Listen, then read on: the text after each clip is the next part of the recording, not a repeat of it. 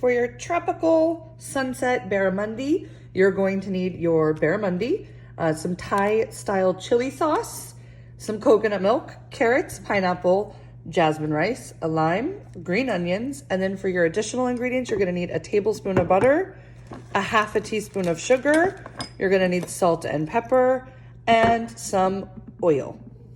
I've washed and dried all my produce, and I've also peeled my carrots, and I've turned my oven on to 425 degrees to preheat. So I'm gonna cut my carrots just by cutting off these tops and the bottom.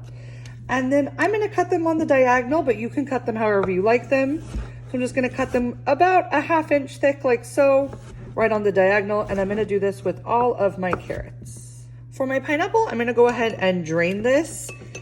And you can go ahead and you can save the pineapple juice if you want. You can add it to your like salsa, you can add it to the sauce, or you can go ahead and drink it.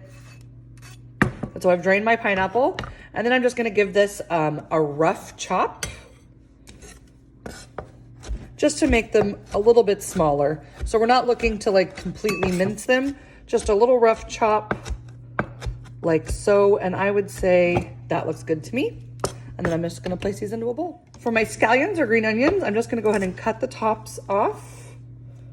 And then I'm just gonna thinly slice these. So we're gonna use the white and the green part. And once I have it completely sliced up, I have my pineapple there, and I'm gonna go ahead and add my green onion to the pineapple to make our little like salsa to go on the top of our fish. So like so, I'm just gonna add it to my pineapple. For my lime, I have washed and dried it because we are going to be zesting it. And so as a reminder, whenever you're zesting citrus, you only want to get the bright colored part. You do not want to get the white part because it is very bitter. If you do not have a microplane like what I have here, you can use a vegetable peeler and mince it up nice and fine. Or you can use the small side of a box grater. And so we're just going to kind of zest this whole lime. And then once the lime is zested, I'm gonna cut it into quarters. So my lime has been zested, and I'm gonna keep that zest separate for right now. And then all I'm gonna do is I'm gonna quarter these limes, and the limes are gonna be used in a couple different ways throughout our recipe. So I'm just gonna set these off to the side. So my pineapples and scallions have already been combined, and I'm just gonna take 1/4 of my lime, and I'm gonna go ahead and squeeze this in. And I'm just gonna start with 1/4 and see if that is lime enough for me. And we're just gonna add a little bit of salt and pepper and give that a good stir and set this off to the side as our topping for our fish. So I have my carrots that I've cut, and I have a sheet pan that I've covered with foil. And what I'm gonna do is, since I have them already in a bowl, I'm gonna salt and pepper them into this bowl. And then I'm gonna add some oil. I just find that this is gonna be easier to make sure that they're all nice and coated before putting onto the baking pan. So a drizzle of oil. And then I'm just gonna give this a good stir to kind of make sure that all the sides get nice and coated in some oil and some salt and pepper. And I'm gonna go ahead and I'm gonna just put these into a single layer on my baking sheet. And these are gonna go in my preheated 425 degree oven for about 20 to 25 minutes, or until you know my desired doneness. For your rice, we're gonna be cooking this a little bit differently than we usually do. So first we have some coconut milk, and really important, you wanna shake this super good because the coconut, the like fat on the top will settle to the top, and then there's the liquid on the bottom, so just give it a good shake. And then you just need to like kind of pinch this part open, and we're gonna cut this. So I've cut it open some, and we need 1/4 cup of the coconut milk, and then we're gonna save the rest for our sauce.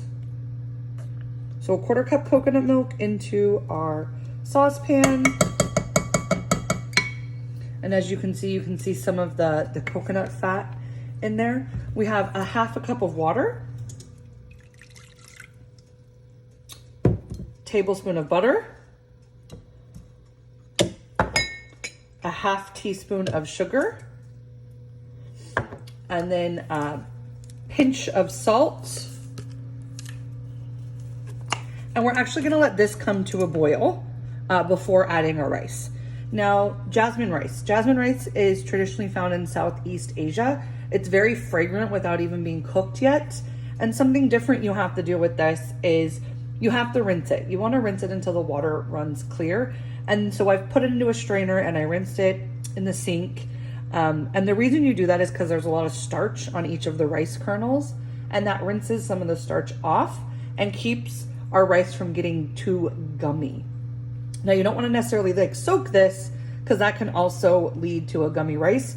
We're just trying to rinse it through a strainer. So my mixture has come to a boil. I'm going to turn my heat down to low. I'm going to add in all my rice and I'm just going to stir this, get it all combined. And now I'm going to place a lid on it and I'm going to cook this for about 15 to 18 minutes on completely low heat. Our fish that we're using today is Barramundi. It is a firm, like white fleshed fish found in Australia and South Asia. It has a light buttery texture and our fish does have our skin on.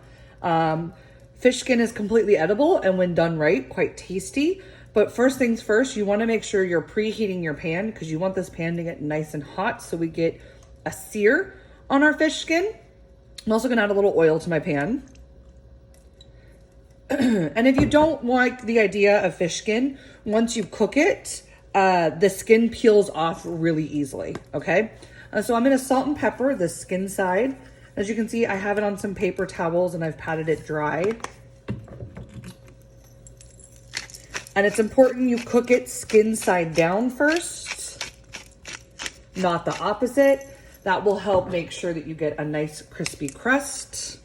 So I am going to carefully take my fish, and that's exactly what you want to hear. You want to hear sizzle.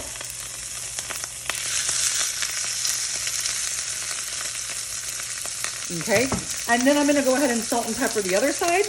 And you can see that the fish is kind of pink. When it's done, it should be white and opaque,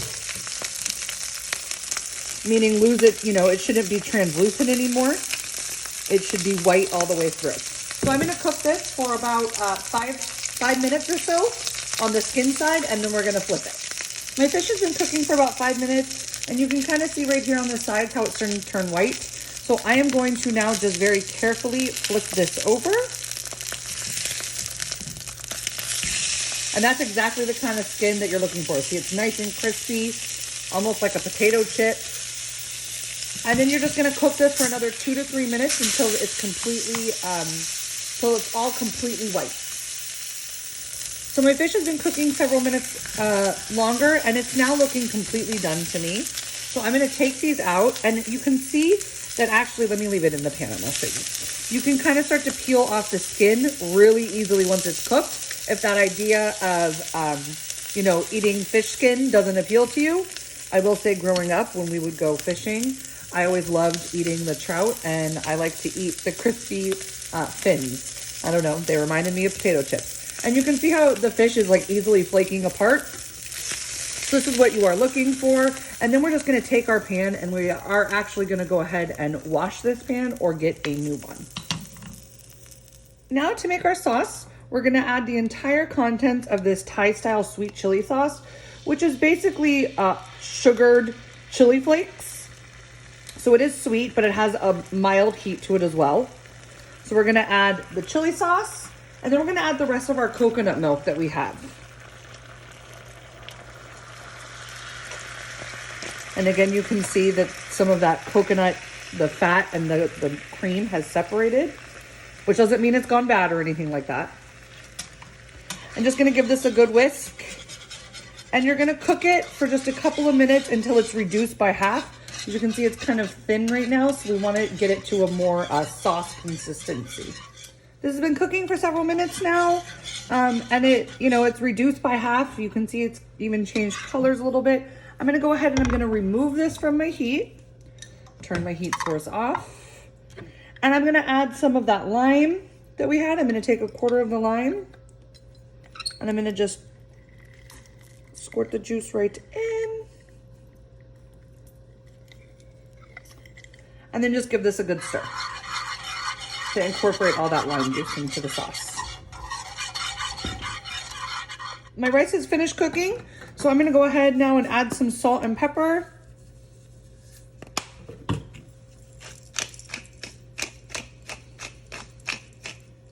And then you're just gonna kind of fluff this with a fork so that it gets mixed together and then nice and light and fluffy. My carrots are now out of the oven. They're nice and roasted. And I'm gonna use some of this lime zest that we had, and I'm gonna toss my carrots with a little bit of that lime zest. And then at this point, we are pretty much ready for plating. So you have your carrots, you have your cooked fish, we have our rice all done. You should have your sauce all done. And then we also have our salsa, our pineapple scallion salsa right here. And you should have a couple lime wedges left that you can serve on the side. So as always, I look forward to seeing how you plate and your creativity.